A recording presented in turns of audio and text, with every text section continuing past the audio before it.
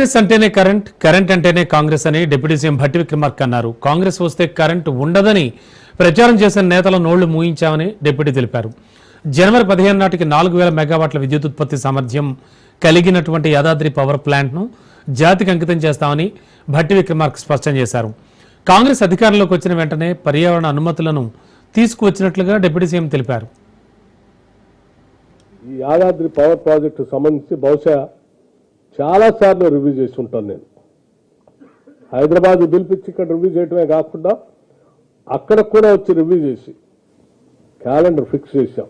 చాలా ధైర్యంగా గతంలో 2 యూనిట్లు ఎట్లయితే మనం ప్రొడక్షన్లో తీసుకొచ్చామో రేపు జనవరి లోపల అంటే ఈ సంవత్సరం డిసెంబర్ లోపలనే వాటిని సంపూర్ణంగా పూర్తి చేసి జనవరి 15 కల్లా పూర్తిగా ఈ జాతికి అంకితం చేసే కార్యక్రమాన్ని సంపూర్ణంగా చేస్తామని చాలా ధైర్యంగా చెప్తా ఉన్నాం. సమానంగా ఆర్ఓఎఫ్ఆర్ పట్టాలు పొందినటువంటి వాళ్ళకు కూడా సమానంగా పరిహారం ఇవ్వాలని చెప్పి 2013 భూసేకరణ చట్టాన్ని కూడా కాంగ్రెస్ ప్రభుత్వం తీసుకొని రావటం వల్లనే ఈరోజు ఈ న్యాయం చేయగలుగుతా ఉన్నాం.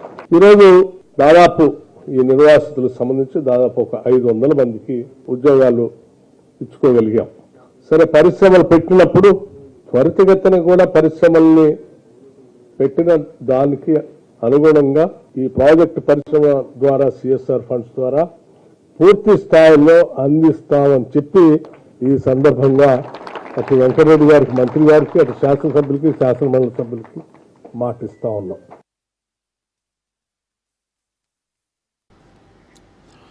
Telangana BJP chief Ramachandra Rao arrest అయ్యారు. సచివాలయం ముట్టడికి వెళుతుండగా పోలీసులు ఆయన్ని అరెస్ట్ చేశారు.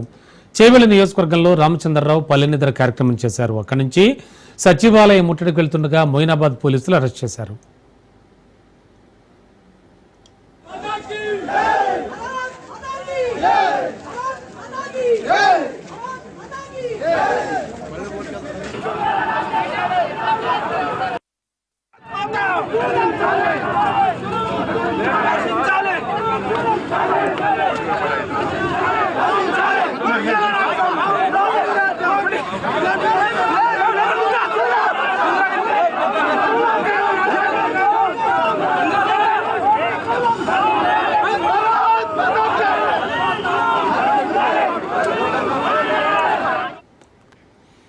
హైదరాబాద్ గురించి సీఎం ఆలోచన చేయట్లేదన్నారు కేంద్ర మంత్రి కిషన్ రెడ్డి. బీజేపీని విమర్శించండి, తిట్టండి, తప్పు లేదు కానీ పని చేయాలన్నారు కిషన్ రెడ్డి.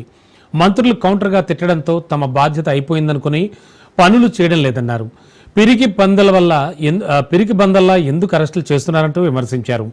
బీజేపీ రాష్ట్ర అధ్యక్షుడిని అరెస్ట్ చేసే అవసరం ఏమొచ్చిందని, చిన్న చిన్న అరెస్టులకేం మేము భయపడం, జైళ్లకు వెళ్లడానికి కూడా సిద్ధంగా ఉన్నామన్నారు.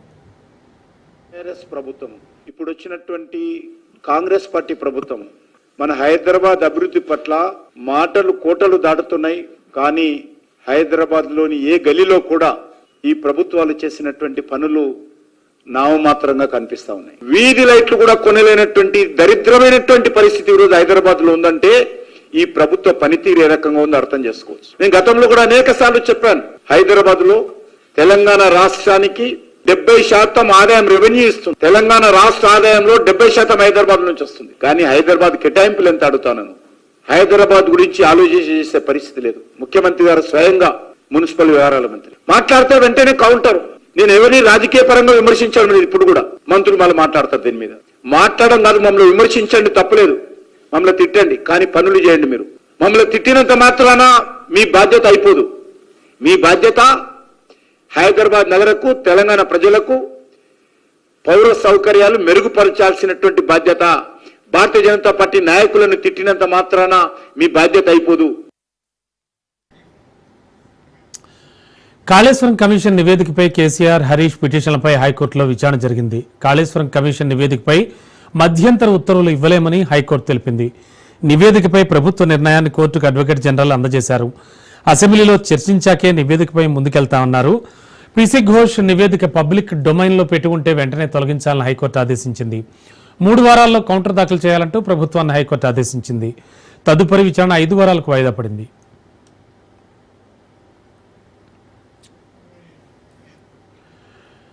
ఇదిలా ఉంటే ఎర్రవెల్లి ఫామ్ హౌస్ లో కేసీఆర్ ను కలిశారు హరీష్ రావు. కాళేశ్వరం నివేదికపై హైకోర్టు విచారణ, తదితర పరిణామాలపై చర్చించారు.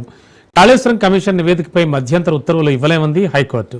పూర్తి వివరాలతో కౌంటర్ దాఖలు చేయాలని హైకోర్టు ఆదేశించింది. తదుపరి విచారణను 4 వారాలకు వాయిదా వేసింది. తమ తదుపరి కార్యాచరణపై కేసీఆర్, హరీష్ రావు చర్చించారు. పరిపాలన అనేది తెలియని అసమర్థులు రాజ్యమేలుతున్నందునే అన్నదాతలకు యూరియా కష్టాలు వస్తున్నాయని మాజీ మంత్రి కేటీఆర్ విమర్శించారు. గత ప్రభుత్వంలో ముఖ్యమంత్రి కేసీఆర్ అన్నదాతలకు అవసరమైన యూరియా కోసం సీజన్ ముందు నుంచే ప్రణాళికాబద్ధంగా పంపిణీ, సరఫరా ఏర్పాట్లను పర్యవేక్షించేవారిని కేటీఆర్ తన ట్వీట్లో గుర్తు చేశారు. ఇది కదా నాయకత్వం అంటే, ఇది కదా ముందు చూపంటే అంటూ కేసీఆర్ తీసుకున్న నాటి నిర్ణయాలను ఉటంకిస్తూ కేటీఆర్ ట్వీట్ చేశారు.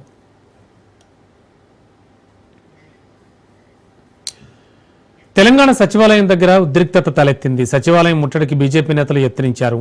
బీజేపీ కార్పొరేటర్లు, నేతలను పోలీసులు అరెస్ట్ చేశారు. జీహెచ్ఎంసీలో సమస్యలపై బీజేపీ ఆందోళనకు దిగింది. సేవ్ హైదరాబాద్ పేరుతో బీజేపీ నేతలు నిరసన తెలిపారు. బీజేపీ నేతలను పోలీసులు అదుపులోకి తీసుకున్నారు.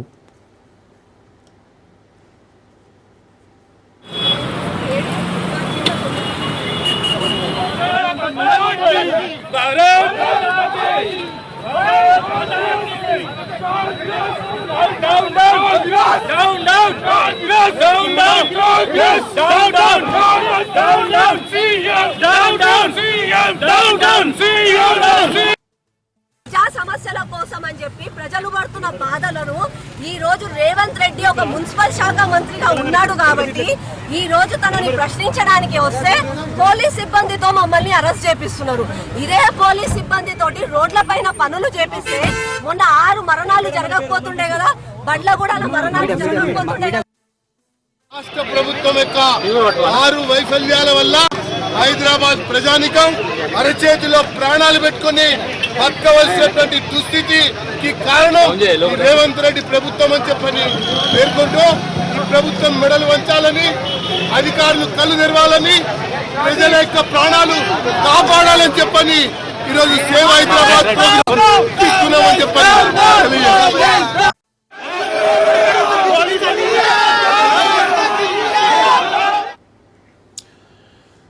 తెలంగాణలో మార్వాడి గోబ్యాక్ వివాదం ముదురుతోంది. తెలంగాణ బంద్ కు ఓయూ జేఏసీ పిలిపించింది. 10 రోజుల క్రితం మార్వాడి వివాదం మొదలైంది. తెలంగాణలో అన్ని ప్రాంతాలకు మార్వాడి వ్యాపారులు విస్తరిస్తూ తమకు ఉపాధి లేకుండా చేస్తున్నారనేది స్థానిక వ్యాపారులు ఆరోపిస్తున్నారు.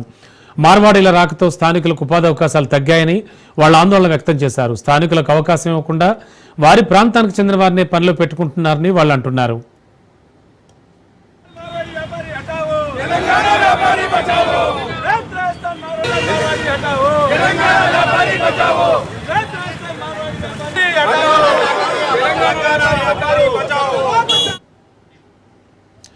ఉమ్మడి నల్గొండ జిల్లాలో మార్వాడీలకు వ్యతిరేకంగా పలు వర్తక దుకాణాల బంద్ నిర్వహించారు. నాసిరకం వస్తువులు అమ్ముతూ స్థానిక ప్రజలను మోసం చేస్తున్నారంటూ నిరసన వ్యక్తం చేశారు. మార్వాడి గోబ్యాక్ అంటూ జిల్లా వ్యాప్తంగా జేఏసీ నాయకులు ర్యాలీ నిర్వహించారు.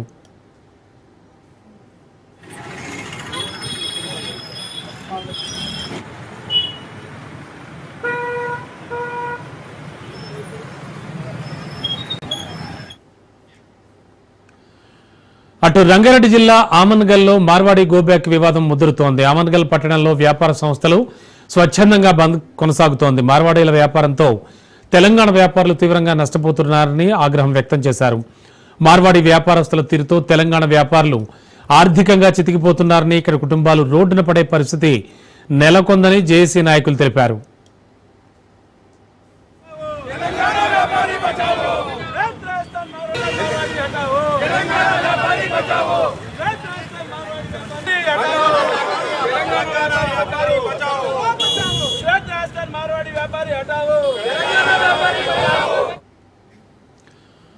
మహబూబాబాద్ జిల్లాలో మార్వాడీలు గో బ్యాక్ అంటూ వ్యతిరేకంగా సెల్ ఫోన్ దుకాణదారులు నల్ల బ్యాడ్జీలు ధరించి ర్యాలీ నిర్వహించారు. అనుమతి లేకుండా ర్యాలీ నిర్వహించారని 50 మందిని పోలీసులు అదుపులోకి తీసుకున్నారు. ర్యాలీ నిర్వహించిన వారిని తహసీల్దార్ ముందు పోలీసులు బైండ్ ఓవర్ చేశారు.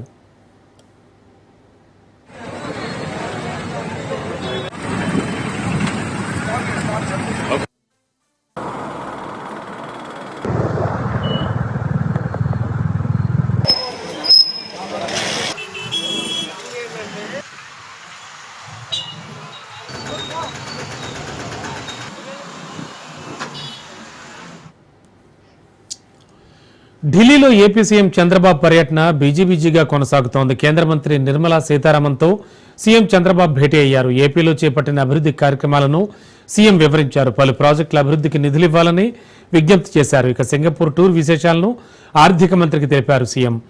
అమరావతిలో సింగపూర్ సంస్థల పెట్టుబడుల అంశాలను వివరించారు సీఎం.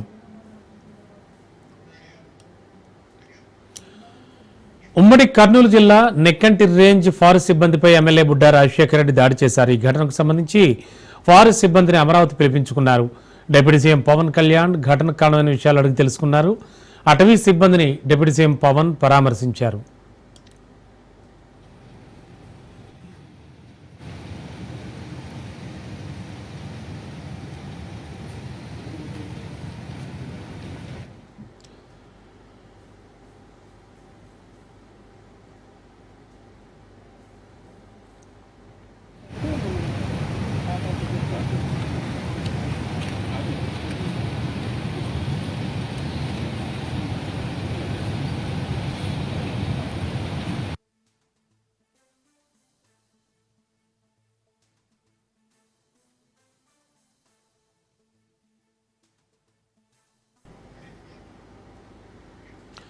₹1,45,00,000 కుటుంబాలకు స్మార్ట్ రేషన్ కార్డులు ఇవ్వబోతున్నట్లు ఏపీ పౌర సరఫరాల శాఖ మంత్రి నాదెండ్ల మనోహర్ తెలిపారు. ఈ నెల 25న 9 జిల్లాల్లో స్మార్ట్ రేషన్ కార్డులు పంపిణీ చేయబోతున్నట్లు మంత్రి నాదెండ్ల వెల్లడించారు. ఇందులో కొత్తగా 6,70,000 కొత్త రేషన్ కార్డులు ఇవ్వబోతున్నట్లు ఆయన తెలిపారు.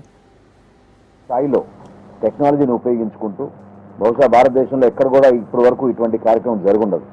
ఎందుకంటే ఎలక్షన్ కమిషన్ కూడా చాలా సమయం తీసుకుంటుంది. 25వ తారీఖున ప్రారంభించబోయే ఈ కార్యక్రమం క్షేత్రస్థాయిలో ఇంటింటికి వెళ్ళి అందించడానికి కోసం కూడా ఒక ప్రయత్నం చేయబోతున్నాం. సో గ్రామ సచివాలయం, వార్డు సచివాలయం డిపార్ట్మెంట్తో టైఅప్ చేసుకుని ఈ కార్యక్రమాన్ని రాష్ట్ర వ్యాప్తంగా 1,45,00,000 కుటుంబాలకి అందించే విధంగా ఈ స్మార్ట్ రైస్ కార్డ్స్ తీసుకొచ్చాం. ఇదివరకు కూడా మీ అందరికి కూడా వివరించాం. మేము దీంట్లో చాలా స్పష్టంగా కేవలం ప్రభుత్వ చిహ్నాలు, ఎవరైతే ఫ్యామిలీ హౌస్ హోల్డ్ హెడ్ ఉంటారో వాళ్ళ ఫోటో ఒక్కటే ఉంటుంది. సేఫ్టీ మెజర్గా QR కోడ్ ఉంటుంది. వెనక వైపు కుటుంబ సభ్యుల వివరాలు, అదేవిధంగా ఒక కస్టమర్ టోల్ ఫ్రీ నంబర్ లాగా ఒక హాట్ లైన్ ఒకటి ఏర్పాటు చేసి 1967 అనేది ఎవరైనా ఎప్పుడైనా. వైసీపీ పబ్లిసిటీ వింగ్ ఆకాశమే హద్దుగా పనిచేసి చంద్రబాబు నాయుడు అబద్ధాలను జనాలకు అర్థమయ్యేలా వివరించాలని సజ్జల రామకృష్ణారెడ్డి సూచించారు. పార్టీ లైన్కి తగ్గట్టుగా ముందుకెళ్తూ కూటమి ప్రభుత్వ వైఫల్యాలను ఎండగట్టాలని కేడర్కు సజ్జల పిలుపునిచ్చారు. చంద్రబాబు సర్కార్ ప్రజా వ్యతిరేక విధానాలను నిరంతరం ఎండగట్టాలని కేడర్కు సజ్జల సూచించారు.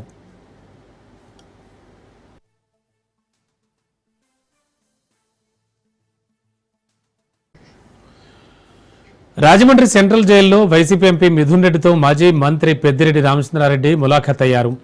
ఏపీలో వైసీపీ నాయకుల విషయంలో కూటమి ప్రభుత్వం కక్షపూరితంగా వ్యవహరిస్తోందని పెద్దిరెడ్డి ఆరోపించారు. జైల్లో ఉన్న ఎంపీ మిథున్ రెడ్డికి కోర్టు డైరెక్షన్ ప్రకారం ఇచ్చిన సదుపాయాలు కూడా అమలు కావడం లేదన్నారు.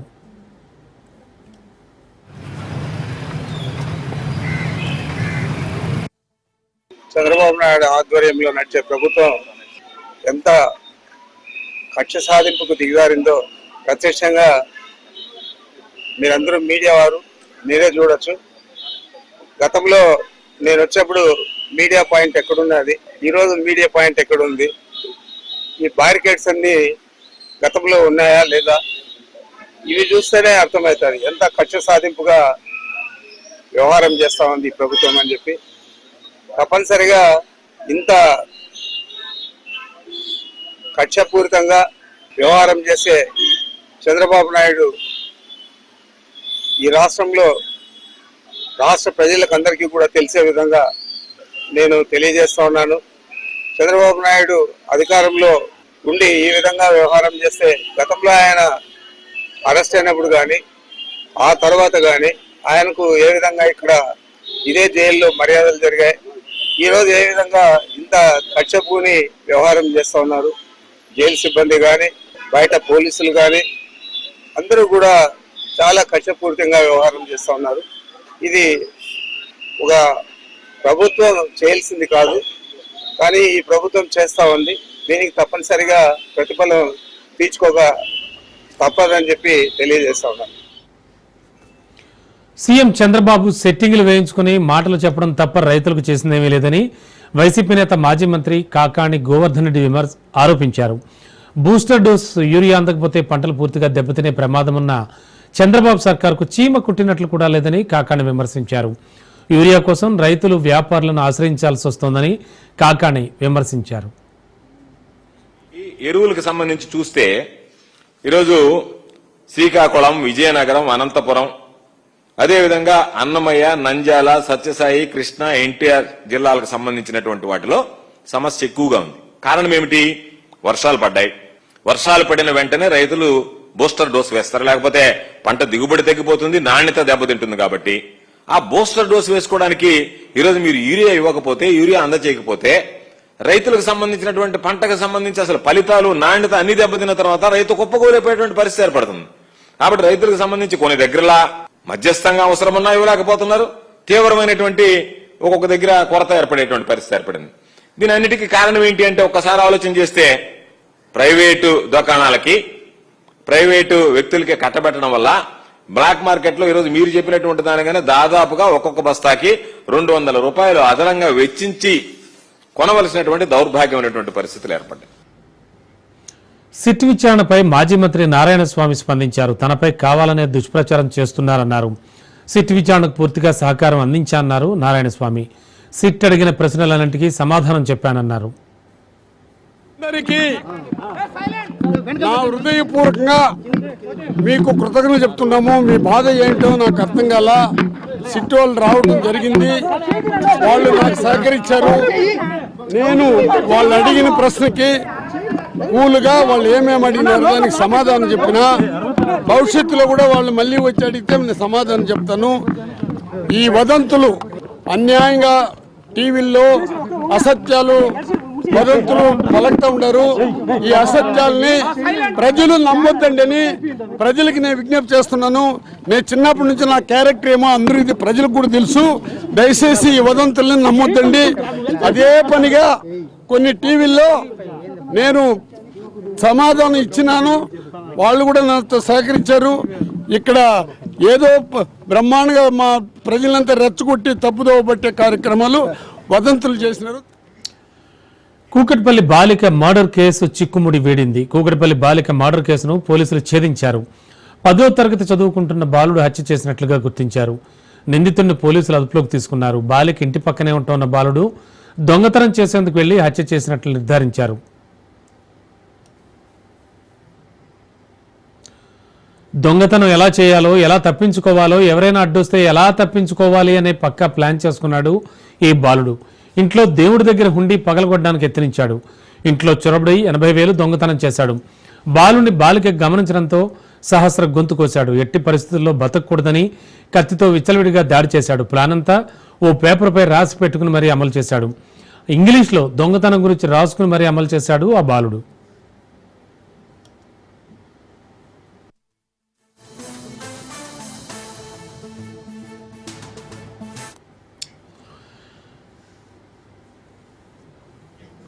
తన ఇంట్లో దొంగలు పడ్డారని ఓ మతిమరుపు వ్యక్తి ఇచ్చిన ఫిర్యాదుతో పోలీసులు ముప్పు తిప్పలు పడ్డారు. సుమారు 3 గంటల పాటు దొంగను కనిపెట్టాలని చేసిన ప్రయత్నం వృధాగా మారింది. వికారాబాద్ జిల్లా యాలాల మండలం అచ్యుతాపూర్ గ్రామంలో గొల్ల శివయ్య ఇంటికి తాళం వేసి వ్యవసాయ పొలానికి వెళ్లాడు. ఊళ్ళోకి పందులు పట్టేందుకు వచ్చిన 3 వ్యక్తులు శివయ్య ఇంటి వైపు రాగా అతని కొడుకు శ్రీనివాస్ గమనించాడు. పందులు పట్టే వ్యక్తులపై అనుమానం వచ్చిన శ్రీనివాస్ వారిని వెంబడించే ప్రయత్నం చేస్తూ తండ్రికి ఫోన్ చేశాడు. ఇంటికి ఆదరాబాదరాగా వచ్చిన తండ్రి శివయ్య తను దాచుకున్న 2.5 లక్షల రూపాయలు ఇంట్లో కనిపించకపోవడంతో పందులు పట్టేవారిపై అనుమానం వ్యక్తం చేస్తూ తాండూరు పోలీసులకు కంప్లైంట్ ఇచ్చాడు.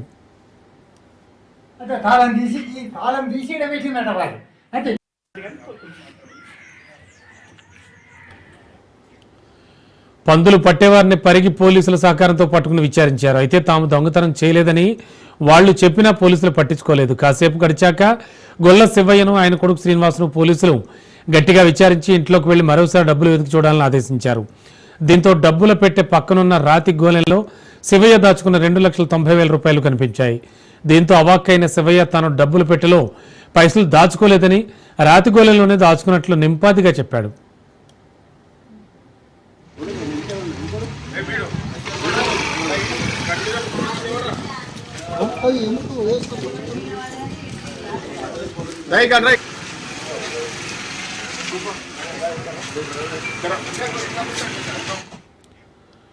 మతిమరుపుతో శివయ్య, అనుమానంతో ఆయన కొడుకు శ్రీనివాస్ చేసిన పనికి పోలీసులు దాదాపు 3 గంటలు ఊరంతా జల్లెడ పట్టాల్సి వచ్చింది. మరోవైపు పందులు పట్టేవారిపై ఊరంతా అనుమానం పడాల్సి వచ్చింది. చివరకు డబ్బు సేఫ్గా ఉండడంతో అంతా ఊపిరి పీల్చుకున్నారు.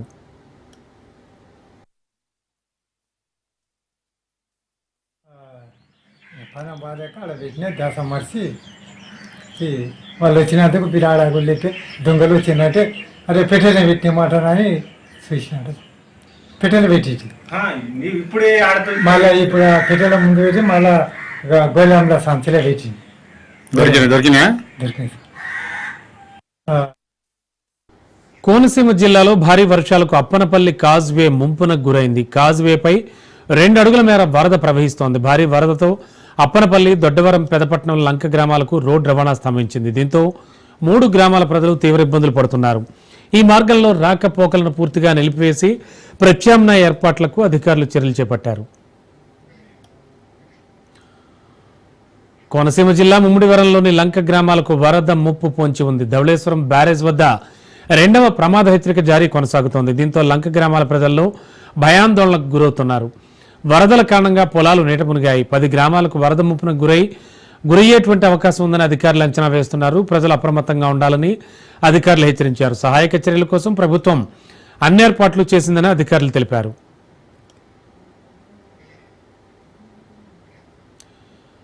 ఇదిలా ఉంటే ధవళేశ్వరం బ్యారేజ్ వద్ద గోదావరి ఉగ్రరూపం దాల్చింది. అధికారులు 2వ ప్రమాద హెచ్చరిక జారీ చేశారు. ధవళేశ్వరం బ్యారేజ్ 175 గేట్లెత్తి 13,05,400 క్యూసెక్ల నీటిని సముద్రంలో విడుదల చేస్తున్నారు. బ్యారేజ్ దగ్గర గోదావరి నీటి మట్టం 13.9 అడుగులుగా ఉంది.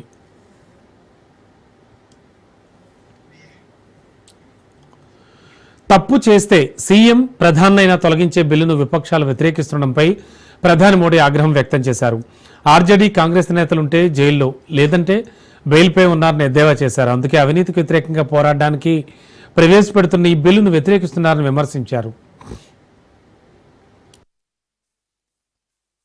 ये आरजेडी वाले, ये कांग्रेस वाले, ये लेफ्ट वाले इस कानून का विरोध कर रहे हैं.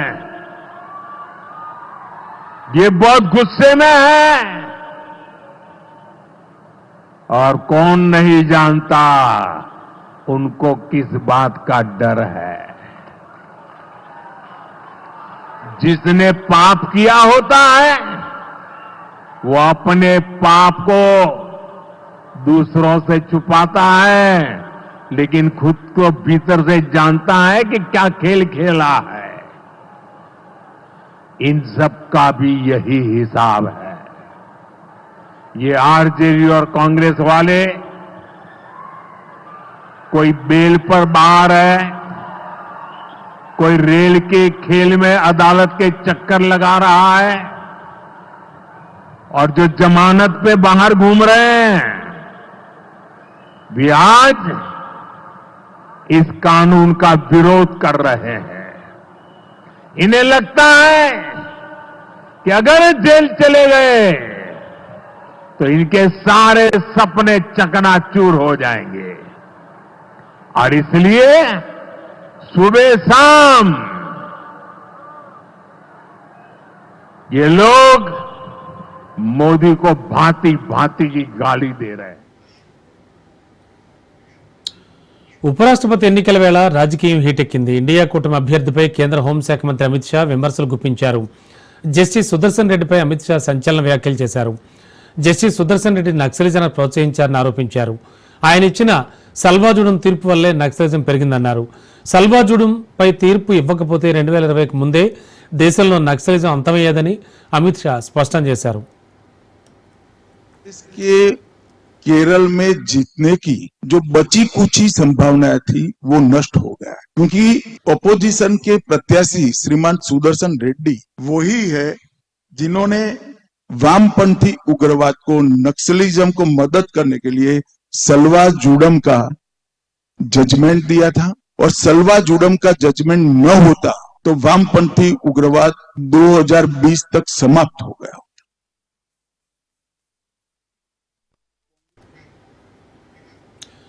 పార్లమెంటు వద్ద భద్రతా వైఫల్యం వెలుగు చూసింది. గుర్తు తెలియని అగంతకుడు పార్లమెంటు భవనంలోకి ప్రవేశించాడు.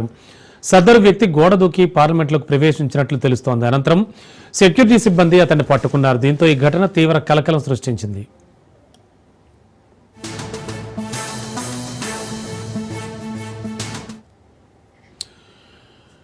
ఢిల్లీలో వీధి కుక్కల తరలింపుపై సుప్రీంకోర్టు తీర్పు చెప్పింది. నెల 11న ఇచ్చిన ఆదేశాలను సవరించింది. వీధి కుక్కలకు వ్యాక్సినేషన్ వేయాలని సుప్రీం ఆదేశించింది. ఈ మేరకు అన్ని రాష్ట్రాల ప్రభుత్వ ప్రధాన కార్యదర్శులకు సుప్రీంకోర్టు నోటీసులు ఇచ్చింది. బహిరంగ ప్రదేశాల్లో కుక్కలకు ఆహారం పెట్టొద్దని ఆదేశించింది.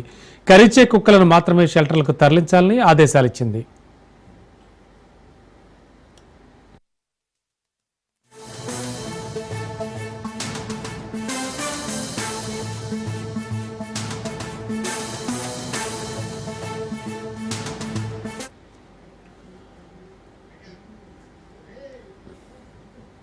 అంతర్జాతీయ వాణిజ్య సంబంధాల్లో కీలక పరిణామం చోటు చేసుకుంది.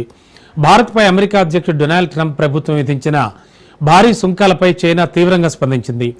అమెరికా వైఖరికి బెదిరింపుగా అభివర్ణిస్తూ ఈ క్లిష్ట సమయంలో భారత్కు తాము సంపూర్ణ మద్దతుగా నిలుస్తామని స్పష్టం చేసింది. భారత్పై ఏకంగా 50% టారిఫ్లు విధించాలన్న ట్రంప్ నిర్ణయం అంతర్జాతీయంగా తీవ్ర చర్చనీయాంశమైంది. Tariff wars and trade wars are disrupting the global economic and trade system. Power politics and the law of the jungle are prevalent, and the international rules and order have suffered severe impacts. The Global South is highly concerned about how China and India can strengthen cooperation and take the lead to help developing countries overcome difficulties and safeguard international fairness and justice.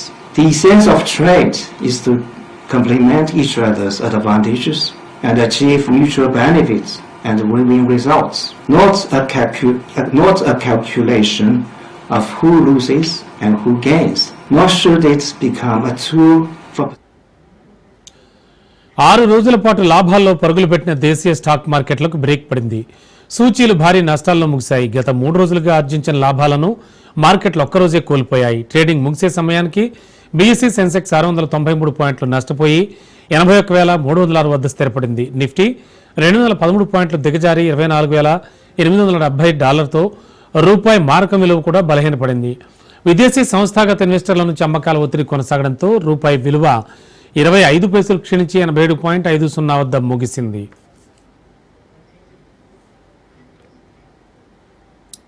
ఇక ఇవి bulletin విశేషాలు చూస్తూనే ఉండండి Raj news.